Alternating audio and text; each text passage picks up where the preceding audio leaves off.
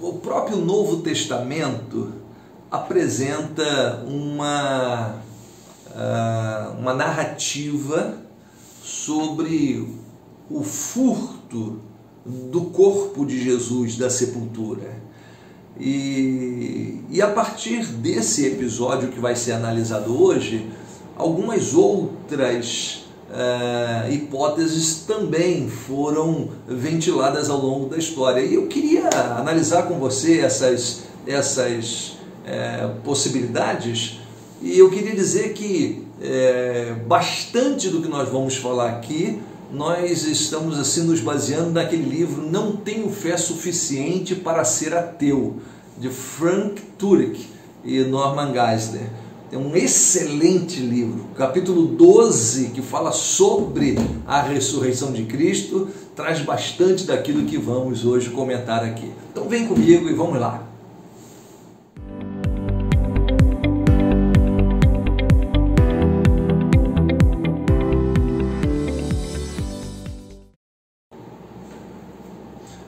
Olá, eu sou o Ines Corel, pastor da Primeira Igreja Batista em Guapimirim, Rio de Janeiro. Estamos realizando estudos no Evangelho de Mateus e hoje vamos para o nosso vídeo do 100º. E o texto de hoje é Mateus capítulo 28, a partir do verso 11, lemos da seguinte maneira: E quando iam, eis que alguns da guarda, chegando à cidade, anunciaram aos príncipes dos sacerdotes todas as coisas que haviam acontecido. E congregados eles com os anciãos, tomando conselho entre si, deram muito dinheiro aos soldados, dizendo: Dizei, vieram de noite os seus discípulos e dormindo nós o furtaram.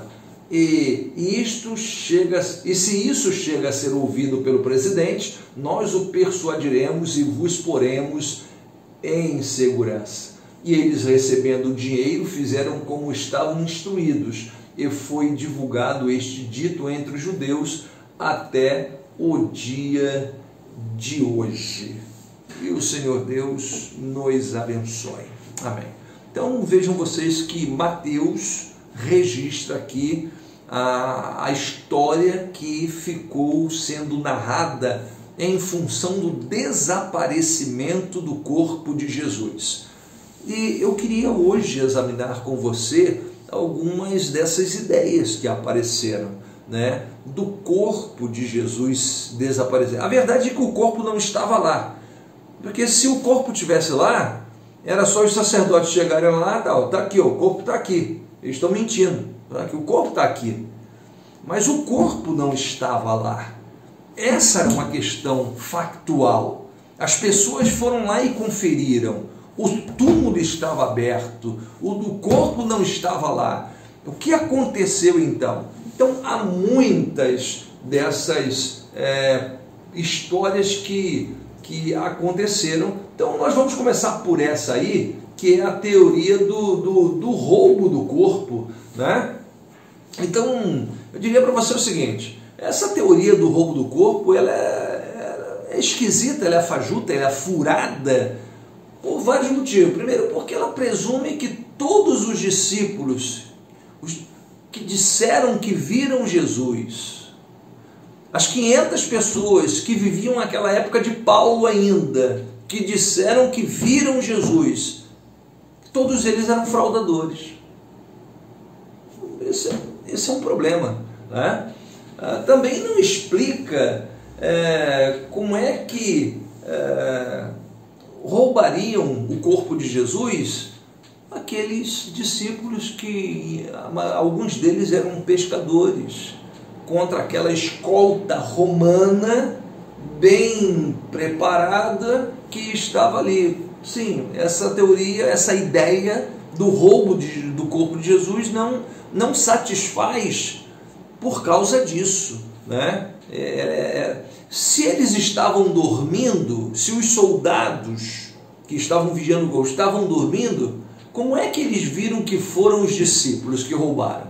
E se viram, por que não fizeram nada, não reagiram? Então, curiosa essa desculpa que ela tenha prevalecido, né? Uma outra questão interessante é que anos mais tarde, e essa placa, uma placa foi achada na Galiléia, em Nazaré da Galiléia, curiosa esse achado arqueológico, também citado nesse livro, Não Tenho Fé Suficiente para Ser Ateu, uma placa de 38 centímetros por 60, um decreto de César, dizendo o seguinte: é meu prazer que tumbas e sepulturas permaneçam perpetuamente imperturbadas por aqueles que as construíram para o culto aos seus ancestrais, aos filhos ou aos membros da sua casa. Se, porém, qualquer um fizer acusação de que outro as destruiu, ou que, de alguma maneira, tenha extraído o sepultado, ou tenha maliciosamente transferido para outro lugar com o objetivo de fazer-lhe mal, ou que tenha substituído o selo por um outro, contra este ordeno que seja constituído um tribunal, tanto com relação aos deuses, como em relação ao culto aos mortais, pois é muito mais obrigatório honrar os sepultados, que seja absolutamente proibido a qualquer um perturbá-los. Em caso de violação, desejo que o ofensor seja sentenciado a pena capital ou considerado culpado de violação de sepulcro. É curioso que essa placa é datada ali por volta do ano 40 da era cristã. Será que César editou alguma lei por causa do sumiço do corpo de Jesus? Há quem avente essa possibilidade. Mas vamos seguir aqui na nossa jornada. Então, o corpo não pode ter sido roubado pelos discípulos. Não é uma história crível, não é uma história coerente, minimamente coerente. Mas existe uma outra teoria também, que foi a teoria da alucinação coletiva, de que os discípulos assim desejavam tanto que eles tiveram uma alucinação coletiva, todos eles. Olha, isso também não é uma ideia fácil de aceitar, porque alucinações são eventos individuais, não coletivos. Você pensar que cerca de 500 pessoas tiveram essa alucinação, isso precisa ser melhor examinado, né? E mais, a Bíblia diz que Jesus ficou aqui durante 40 dias. Justamente para que se consolidasse a ideia no coração dos discípulos de que ele não era uma aparição, um sonho, uma visão, um delírio, mas que era um fato. Jesus esteve com eles durante 40 dias depois de ressuscitado. Mas tem mais, né?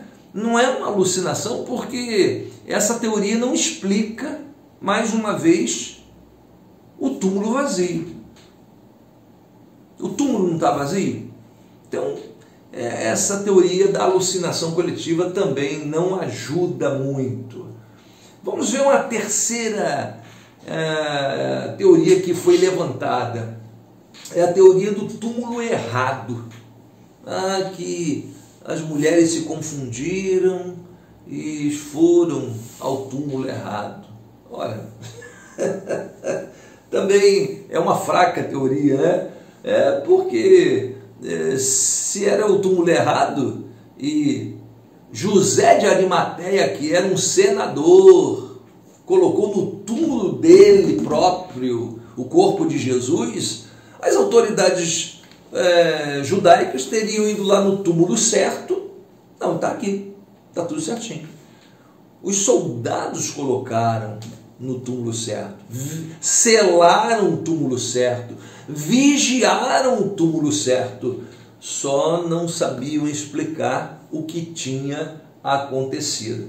Então, essa teoria do túmulo errado, ela não explica, não apresenta o túmulo certo, não explica porque tantas pessoas que viram o túmulo, os discípulos, os sacerdotes, os romanos, por que eles erraram o túmulo? Mas não é só isso. Ele tem que apresentar também uma explicação para as aparições de Jesus aos seus discípulos, né? Então ele também não explica. O túmulo errado não explica as devidas aparições, as muitas aparições. Tem mais ainda, teve também a teoria do desmaio, sabe disso? Que Jesus, na verdade, ele não morreu, ele apenas desmaiou de tanta dor, foi uma situação assim muito dolorosa, mas ele não chegou a morrer. Ele então não ressuscitou. Ele levantou, olha, e conseguiu fugir. Olha, essa é talvez a pior de todas, né? A teoria. Ela é muito esquisita mesmo, né? É muito esquisita mesmo.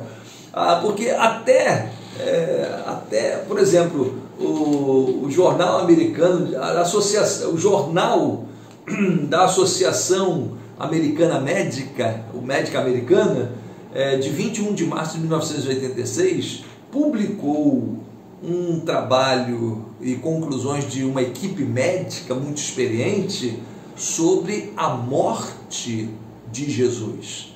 O fato de terem furado o lado dele, ter saído água, ter saído sangue, todas as narrativas, as características eram de que Jesus tinha de fato morrido. Isso é uma palavra médica nos dias de hoje, né? Mas olha, nós temos, os romanos eram muito experientes em matar pessoas. Tinha ali, era um centurião que estava ali, né? Um homem experiente. Ele decretou a morte de Jesus. Pilatos perguntou, até estranhou, mas ele está morto? Já morreu? Foram lá, quebraram a perna de um dos crucificados, do terceiro crucificado, mas de Jesus não quebraram porque ele já estava morto. Furaram lá. Eles sabiam que Jesus estava morto. Não havia dúvida da morte de Jesus, né? Até o escrito José falou que Jesus morreu, Talo escreveu que Jesus morreu, Tácito escreveu que Jesus morreu, o Talmud escreveu sobre a morte de Jesus. Não há dúvida sobre a morte de Jesus, historicamente falando, debaixo de Pôncio Pilatos. Mas de onde vem essa...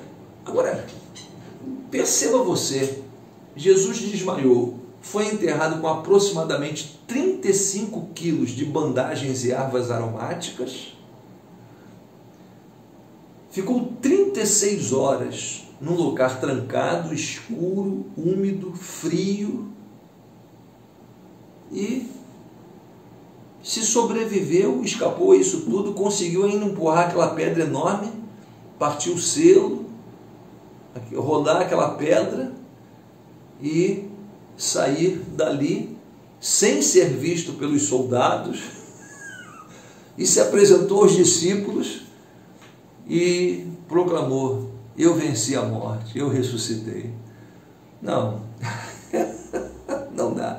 Os discípulos o levariam para o médico, né? Não, você pode não ter morrido, mas ressuscitar da morte não ressuscitou, não. Está muito abatido, né? Enfim, chega a ser um deboche essa teoria do desmaio de Jesus. E por último, a teoria da substituição do corpo.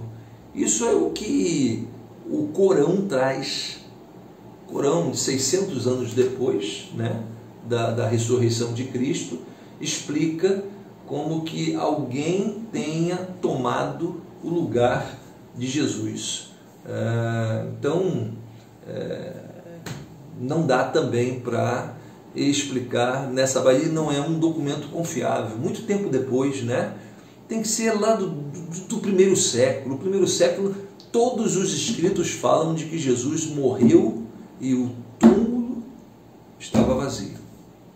Ponto. Portanto, a melhor explicação que se tem é que Jesus ressuscitou. Jesus ressuscitou.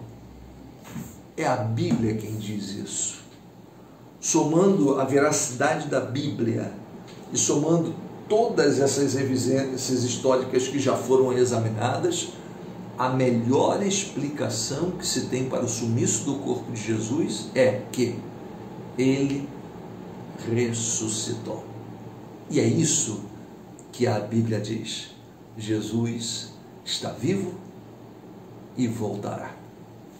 Deus abençoe a sua vida. Um grande abraço.